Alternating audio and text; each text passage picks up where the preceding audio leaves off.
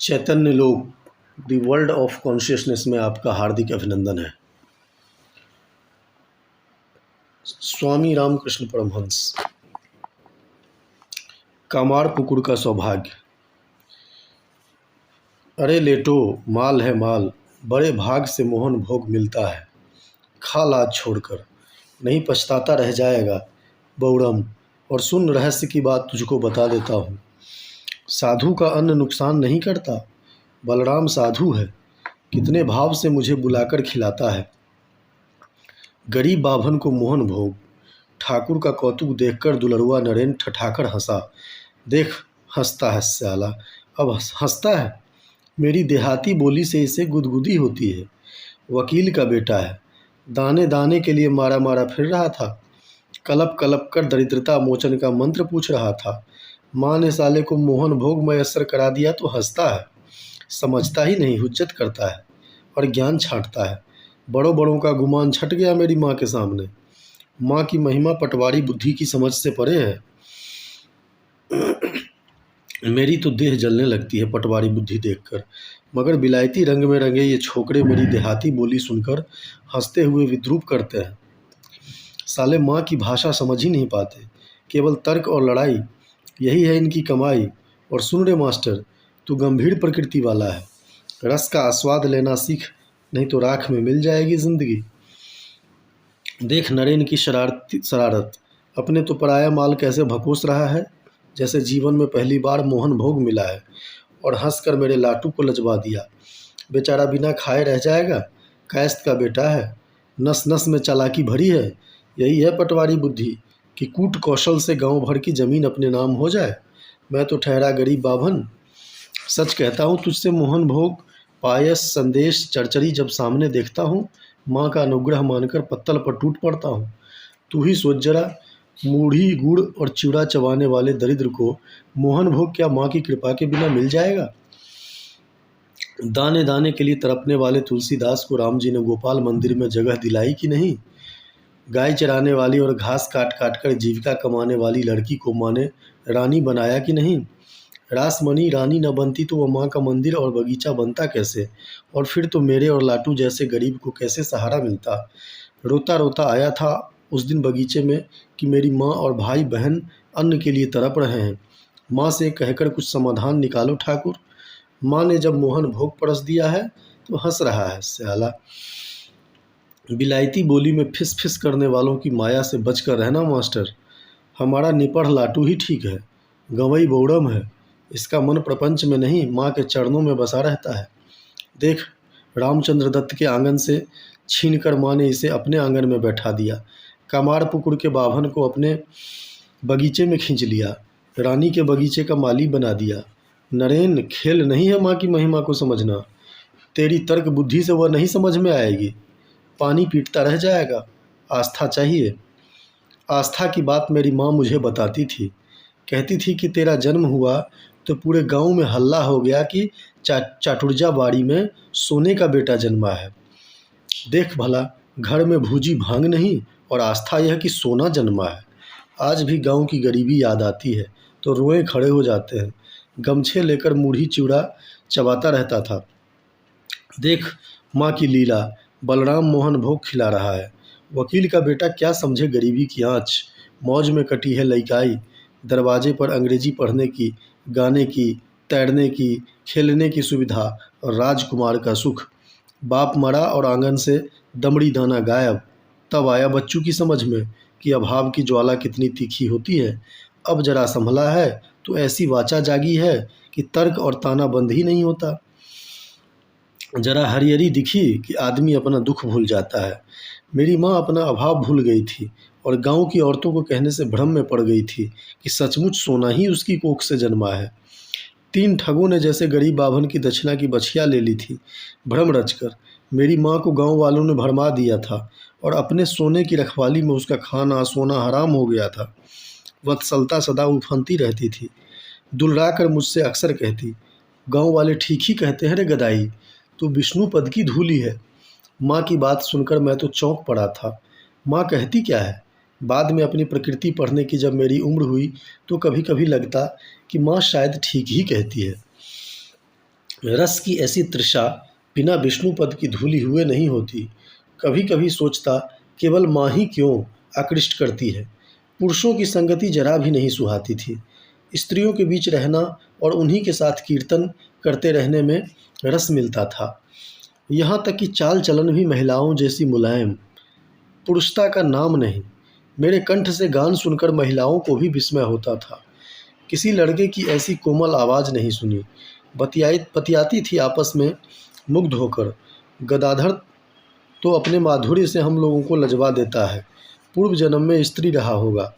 मज़ा यह कि माँ को अपने सोना के बारे में गांव वालों की टिप्पणी बहुत रुचती थी। बाद में मधुर के साथ जब वृंदावन गया था, एक गोपी गंगा माँ मिली थी। मुझे राधा कहकर संबोधित करती थी। मुझे अपने बाल्यकाल की बातें याद आई थी। सच कहता हूँ सच कहता हूँ रे नरेन, मेरे कीर्तन राग से लाहाबाड़ी की बहुएं पगला जाती थी। जैसे तेरा कंठ मुझे पागल बना देता है। देख तो बलराम का भाव, कितना सत्कार करता है हम सबका। मोहन भोग खिलाता है कितनी श्रद्धा से। हम लोग भी इसे कुछ देकर विदा हों। सुना दे एक गान। बलराम तो भाव की अतल गहराई में डूब जाता है तेरा राग सुनकर। ठाकुर, आप में पटवारी बुद्धि कम नहीं है। खूब, अभी तो कायस्थ के बेटे की फजीहत करके रख दी और अब अपनी चातुरी से लगे फुसलाने। वकील का बेटा गांव का गवार बाभन नहीं है जो जरा से में पिघल जाए। मोहन भोग है। जैसे पहली बार मोहन भोग का चेहरा देख रहा हूँ। लोक व्यवहार की यह कला आप जैसे बाभन को ही सुहाती है। नरेन के दुलार ने ठाकुर को मुग्ध कर दिया। लगा जैसे कान्हा अपनी माई जसुमती के सामने दुलराकर अपना अमनख प्रकट कर रहा है। नरेन के माथे पर छोह का स्पर्श देते ठाकुर ने आग्रह किया, स्वाद बिगाड़ मत नरेन, मेरे लिए नहीं, बलराम उदास हो जाएगा। तेरे गान के बिना कोई छंद पूरा नहीं होता रे नरेन, तू इतनी सी बात नहीं समझता। और नरेन पसीज गए। नरेन के राग स्पर्श से ठाकुर क्षण भर में महाभाव में प्रवेश कर जाते हैं। अंतरंग लीला सहचर उस दशा के प्रति सचेत रहते हैं। दूसरे दिन रविवार को ठाकुर की कुटिया में सदा की तरह भागवत जन की महफिल जमी। ठाकुर की आंखें तो अपने लाडले नरेन के लिए व्याकुल थी। क्यों मास्टर, नरेन नहीं आया? मेरी दिल लगी ने कहीं उसे घायल तो नहीं कर दिया? आया क्यों नहीं? मगर कल आखिर में मेरा मन तो रखा उसने। रूठ गया होता तो लाख अनुनय करने पर भी वो बाजा को हाथ नहीं लगाता। क्यों, तेरा क्या विचार है? मगर आया क्यों नहीं मास्टर? नहीं ठाकुर, ऐसा कुछ नहीं है। आपका नरेन आपके बिना जी नहीं सकता ठाकुर। दुलार के अधिकार से आपसे जब जब तर्क कर लेता है और इतनी छूट आपकी लाड़ ने उसे दे दी है। आपके उछल छोह नहीं उसे मुँह लगा बनाया है। मगर आया तो नहीं मास्टर? तुझे कुछ बताया था? बस यूँ ही कह रहा था। एक दिन लाहा लोगों कोई बागान बाड़ी में गान का कार्यक्रम है, हो सकता है उधर ही चला गया हो। हाँ भाई, गरीब आदमियों को कौन पूछता है। लाहा लोगों का ऐश्वर्य छोड़कर बौड़म की कुटिया में क्यों आने लगा? जानता है मास्टर, एक दिन लाटू को झिड़कते हुए उसने कहा था, तेरा परमहंस जाहिल जपाट उजबक है, माताल शराबी की तरह कांपते हुए चलता है, तुतला तुतला कर देहाती बोली बोलता है। बेचारा लाटू तो नरेन की मुद्रा से रोने रोने को ही आया था। मगर मैं तो मास्टर उस नारायण तत्व के लिए तड़पता रहता हूँ जो लेकर नरेन धरती पर आया है। मुझे माताल कहता है। उस छोकरे को कौन समझाए मास्टर? उसे देखते ही मुझे 1000 बोतल का नशा चढ़ जाता है और उसका राग सुनते ही मैं उस नशे में डूब जाता हूँ जो उतरने का नाम ही नहीं लेता। मेरी कांपती चाल और बोली नैसर्गिक है। तू बता क्या उपचार है इसका? माँ को कितना तपना पड़ा मेरी सुरक्षा के लिए। अपने आंचल में छिपाए रखना चाहती थी। पहली बार बेटे का मुंह देखा हो ऐसा नहीं था, पर गांव वालों ने मेरी सरला जन्नी को समझा दिया था कि तेरी कोख से सोने का बेटा पैदा हुआ है। पिताजी और अपने सपने की सुधि उस पर चढ़ी रहती थी। मुझसे जब जब कहती थी, तू विष्णु पद की धूली है। गया में पुरुषों को पिंडदान करने तेरे पिता गए थे। सपने में राम जी ने कहा था तेरे बाप से कि तेरे पुत्र के रूप में मैं पैदा होऊंगा। वे कांपते डरते गया से गांव भाग आए थे। और अपने सपने की बात मैं क्या बताऊं तुझे। मैं तो तेरी जननी बनकर कृतार्थ हो गई रे गदाई। इतनी भोली माँ का बेटा उजबक नहीं तो और क्या होगा। साधारण सी बात नरेन समझ नहीं पाता और अपने परिहास से मुझे और मेरे लाटू को छेड़ता रहता है। इस कुरोग की क्या दवा है, तू ही बता मास्टर। लाख चिढ़ाए, आपकी सारी तकलीफ की एक ही दवा है ठाकुर, नरेन की संगति। क्या खूब मास्टर, तूने तो निहाल कर दिया। वैद हो तो तेरे जैसा, तभी तो तेरे लिए तड़पता हूँ। और तू है कि नरेन की तरह रह रहकर गायब हो जाता है। उस दिन केशव से पूछ रहा था कि मास्टर का मन बगीचे से फट तो नहीं रहा है, और केशव ने मुस्कुराकर तेरी ओर देखा था। बाजी तो लाटू के ही हाथ है, मेरी छाया बनकर बगीचे में पड़ा रहता है, पर मेरी ही तरह है उजबक।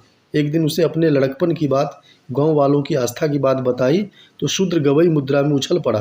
कहने लगा, कमार पुकुर के लोग धन्य हैं कि अपने आंगन के सोना को जन्मते ही पहचान लिया। अब बोल भला, तब भी सोना और माटी में मुझे अंतर समझ में नहीं आता था। आज भी दोनों में कोई अंतर नहीं दिखता, मगर यह बुद्धू पागल हुए जा रहा है कि ठाकुर सोना है। अब बोल भला, कौन सा तर्क हिला सकता है इस आस्था को। मगर आस्था के बिना कुछ हाथ भी तो नहीं लगता मास्टर। क्यों, अपनी जननी के विश्वास को मैं बदल ही नहीं पाया। इस तरह छापे रहती थी और कड़ी पहरेदारी करती रहती थी कि कोई उसके सोना को चुरा न ले। गांव की एक पक्व महिला ने अपनी लोक बुद्धि से माँ को समझाया था एक दिन, बामनी माँ, बेटे पर इतनी निगरानी रखना ठीक नहीं है। बाखली बाल खिल्ल का रस सूख जाता है। मगर उस भोली गवई महिला को क्या पता था कि बाल खिल्ल ही बामुनी के बेटे के जीवन का सनातन राग है। मेरी जननी भी मेरी भावदशा कहाँ समझ पाती थी, और महिलाओं के घाट पर जाने नहाने का मेरा हठ गांव की महिलाओं की मर्यादा ग्रंथि को कैसे सहन होती। पर अपनी भोली माँ और संसारी स्त्रियों को कैसे समझाता कि मैं उस रूप के लिए व्याकुल हूँ जो एक दिन खेत में कृपा करके माँ ने दिखाया था, और मैं मुग्ध हो दूसरे धरातल पर पहुँच गया था। बचपन के उत्पात की बात याद आती है तो अचरज होती है कि गांव भर के लोग कैसे झेलते थे मेरे नखरे और हठ को। नरेन अपने को बड़ा शूर और उत्पाती मानता है, जानता नहीं कि गरीब बाभन का बेटा कम उत्पाती नहीं था। एक दिन तो गवई मर्यादा को लात मार दिया था। गांव के पोखरे पर स्त्री पुरुष के अलग अलग घाट थे। बाल बंधुओं ने महिलाओं के घाट पर नहाने का फैसला किया, मगर गांव की अधेड़ महिलाओं की डांट से वे एक ही दिन में भाग खड़े हुए। मैं जिद छोड़ने से रहा। हार कर महिलाओं ने माँ से शिकायत की, बामनी माँ, तेरा बेटा गांव के बदमाश छोकरों के साथ बिगड़ता जा रहा है, तू इसे संभाल। पोखरे पर स्नान करती, वस्त्र पहनती स्त्रियों पर नज़र गड़ाए रहता है। माँ के स्वाभिमान को जैसे किसी ने थप्पड़ मार दिया हो। पुचकार कर बुलाया मुझे और बड़े लाड़ से गांव का व्यवहार सिखाते कहा, निर्वस्त्र महिलाओं को देखते तेरे मन में विकार ना जगे, यह तो तेरी बात है, किंतु गांव की मर्यादा तेरे इस ढीठ आचरण को कैसे स्वीकार कर लेगी। माताओं की मर्यादा और स्वाभिमान को आघात देकर क्या सुख पाएगा रे गदाधर। तेरा यह आचरण मुझे कितना कष्ट देता है, कभी तूने सोचा है। माँ ने मेरे मर्म पर अंगुली रख दी थी। फिर तो महिलाओं के घाट की ओर झाँका भी नहीं। मगर हृदय की बात तुझसे कहता हूँ, मुझे तो स्त्री पुरुष में कुछ भेद ही नहीं दिखता था। लइकाई की बात कभी याद आती है तो ऐसा भाव मन में जागता है कि मेरे बाल खिल्ल के साथ ही इस बगीचे वाली माँ की लीला क्रियाशील हो गई थी। जन्मते ही इसने मुझे अपना चाकर बना लिया हो जैसे, और चाकरी का शौर सिखाने लग गई थी। क्या कौतुक था। माटी की मूर्त बनाता तो यही माँ खड़ी हो जाती, चित्र बनाता तो इसी का चेहरा उग आता। अब तो पक्का विश्वास हो चला है रे लाटू कि जन्मते ही इस बगीचे वाली के जाल में फंस गया था और नाचता रहता था। अपने वश में थोड़े था, और गांव घर के लोग मेरे उत्पात से चिढ़ते भी थे और मुझे देखे बिना व्याकुल भी रहते थे। आँख की पुतली बनाकर अपने साथ बराबर रखने की बेचैनी भी थी उनके हृदय में। विचित्र तमाशा था रे लेटो। हृदय जब अपने तीखी ताने से मेरे हृदय को बेधता था, कमार पुकुर के वात्सल्य की उफनती नदी याद आती थी, जिसमें डुबकी लगा लगा कर मेरा आस्वाद समृद्ध हुआ था। भाव की भूमि उपजाऊ बनी थी। हृदय की कटुक्ति से तो बुरी तरह घायल होकर एक बार गंगा जी में डूबने का मन हो गया था। मगर बगीचे वाली मेरी माँ ने राह काट कर मुझे बरस दिया। माँ तो बाल्यकाल से ही मेरी पहरेदारी में लगी हुई थी। वह तो दक्षिणेश्वर पहुँचने पर जब पहली बार माँ का रूप दर्शन किया तो चकित हो गया। यह रूप तो कई बार अपने गांव के परिसर में देखकर उस दिव्य सौंदर्य राशि से बेहोश होता रहा हूँ। किसी के सामने हल्ला मत कर लेटो, तेरे बहुड़म स्वभाव से बड़ा डर लगता है। भाव की तरंग में जहाँ तहाँ अपने ठाकुर का ढोल पीटने लगता है। निपट गवई गवार की तरह उस दिन गिरीश जैसे आदमी पर तूने अपने ठाकुर के पक्ष में लाठी उठा ली थी। ऐसे नहीं होता ठाकुर का काम। शहरी पढ़वइयों के बीच आना जाना रहना पड़ता है। गवई ठसक इनके बीच काम नहीं आती, मगर यह नैसर्गिक भाव माँ की कृपा से जाते जाते जाता है। मेरा ही देख, अभी तक शऊर नहीं आया। विद्यासागर और केशव जैसे पंडित से बतियाते उनकी पंडिताई का ध्यान ही नहीं रहता। गांव के पड़ोसी आदमी से बतियाता था जिस गवई शैली में, वैसे ही शिष्टाचार छोड़कर उनसे बोलने बतियाने लगता हूँ। नरेन राखाल और दूसरे दुलरुआ बच्चे तो अपने घर के हैं। उनके साथ छोह के आवेग में गाली गलौज डांट फटकार दुलार का ही गहरा रंग है। पर चतुर सुजान और सभ्य सयानों से सावधानी से व्यवहार करना चाहिए, जो मुझे आता ही नहीं और बाद में पछताता हूँ कि गलती हो गई। मगर क्या करूँ रिलेटो, मेरा मन अपने वश में थोड़े ही है। वह तो माँ के चरणों के अलावा किसी को चिन्हता ही नहीं। वह जैसे नचाती है नाचता रहता हूँ।